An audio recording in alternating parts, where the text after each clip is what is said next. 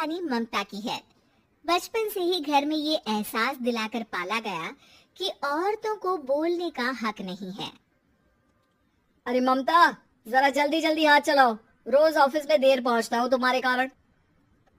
लेकिन आपका सारा खाना पैक और तैयार भी है। अरे जबान जितनी चलाती हो उतना अगर हाथ चलाती ना तो शायद घर को अच्छे से मैनेज कर पाती। क्या मतलब है? क्या नहीं मिला आपको? मोजे मोजे कौन देगा?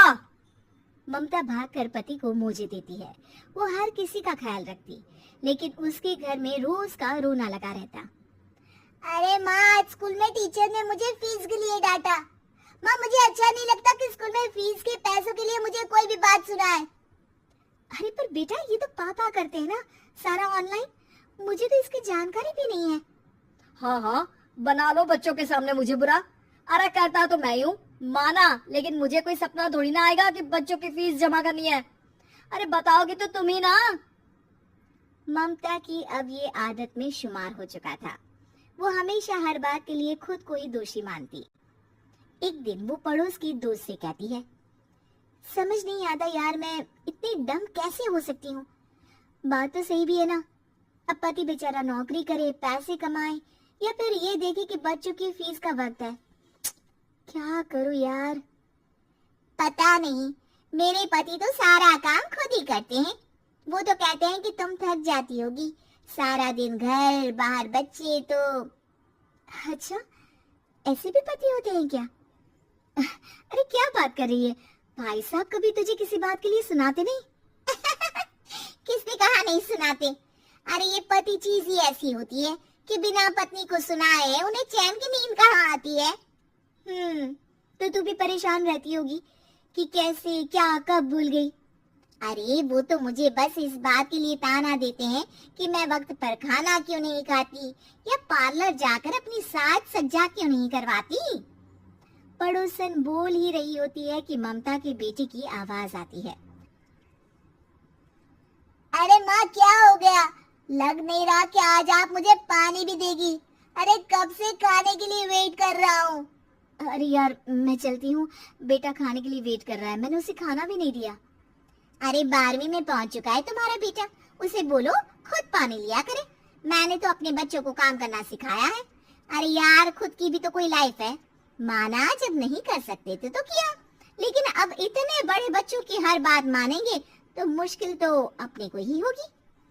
ममता को पड़ोसन की बात में दम तो लगता है, लेकिन करे क्या, आदत भी तो खुद ही ने डाली थी। ममता घर जाती है कि तभी बेटी आ जाती है।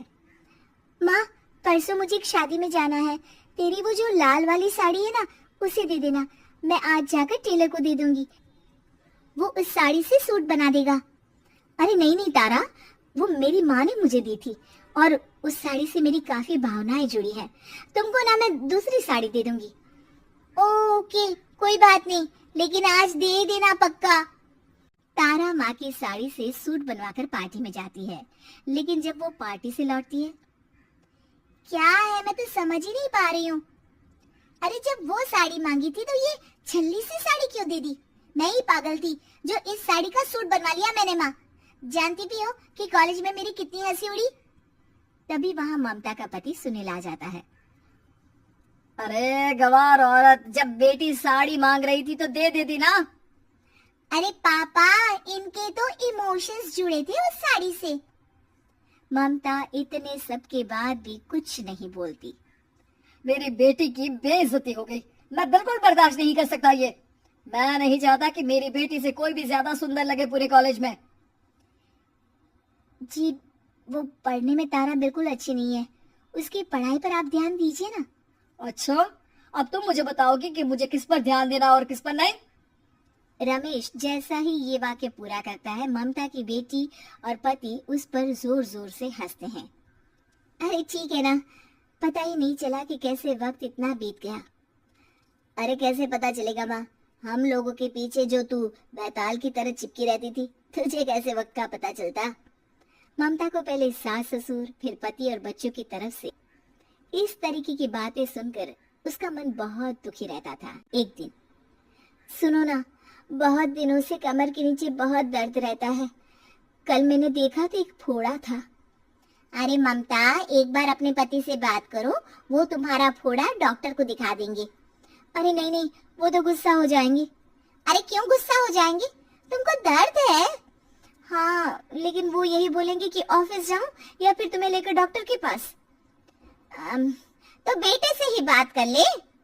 अरे वो तो मैं कर लूं, लेकिन फोड़ा है ऐसी जगह कि उसे बताते मुझे शर्म आएगी। लेकिन कुछ ना कुछ तो करना जरूरी है ना। ऐसे कब तक फोड़े के दर्द से तड़पती रहेगी? अब तो सोच रही हूँ कि इनसे बात कर ही लूं, वरना दर्द के मारे कहीं मर ना जाऊं। लेकिन शाम को। ममता, क्या किया तुमने आज? खाने के डिब्बे में कैसा खाना दिया था? दाल खराब हो गई थी। कब की थी? दाल तो मैंने सुबह ही बनाई थी, खराब कैसे हो गई? अच्छा सुनिए ना, मुझे कहना है कि अरे गरम दाल बंद करोगी तो ऐसा ही होगा ना। बेइज्जती हो गई सबके सामने मेरी। ऑफिस वालों ने ऐसा मजाक उड़ाया कि क्या बोलूं। कल से ठीक से खाना देना है तो देना, वरना खाना देना बंद कर देना। बाहर खा लूंगा मैं।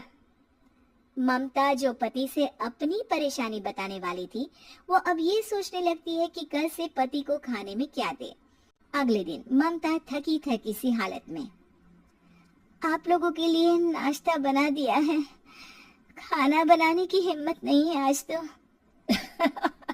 रात भर सोकर थक गई है ना, इसीलिए तो खाना नहीं बना सकती। हिम्मत नहीं हो रही है, मैं बस सोने जा रही हूँ। बस मैडम को सोने का बोल दो, फिर देखो कैसे सोती रहती है। माँ, फिर वही पराठा सब्जी। अरे हमारे साथ के दोस्त एक से बढ़कर एक नाश्ता खाना लेकर आते हैं, आप तो बस। सभी घर से निकल जाते हैं, लेकिन जब शाम को बेटा घर आता है तो घर में अंधेरा रहता है।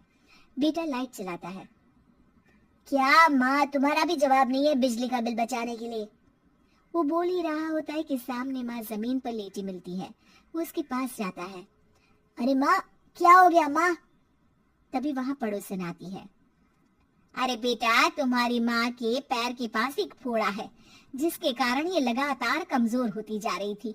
मैंने उसे पहले ही कहा था कि घर में बता दो, लेकिन तुम्हारी माँ किसी को तंग करना नहीं चाहती थी। तभी वहां डॉक्टर आ जाता है। अरे इनके ऑर्गन में दिक्कत है, कोई बात है जो इनके मन में खटक रही है। अरे नहीं नहीं, इसके मन में कोई बात नहीं है, कोई काम है नहीं ना इसके पास, सारा दिन बस घर में ही रहती है। देखिए, मैं तो ये नहीं जानता, लेकिन हाँ, इनके मन में हमेशा कोई बात रह जाती होगी, इसीलिए उनकी ये हालत है। अगर आप समय से नहीं ले आते तो हो सकता था कि। अरे नहीं नहीं डॉक्टर साहब, हम पूरी कोशिश करेंगे कि वो ठीक हो जाए। हम लोगों ने अपनी परेशानी माँ के सामने रखी, लेकिन किसी ने माँ की दिक्कत को जानने की कोशिश तक नहीं की। हाँ, मैंने भी ममता को हमेशा घरेलू जरूरत से ज्यादा काम का नहीं सोचा था। ममता को होश आता है और वो खुद को अपने बेडरूम में देखती है। वो उठने की कोशिश करती है कि माँ, अब आप नहीं उठेंगी, हम लोग है ना, हम लोग आपको पूरी तरह से खुश रखने की कोशिश करेंगे।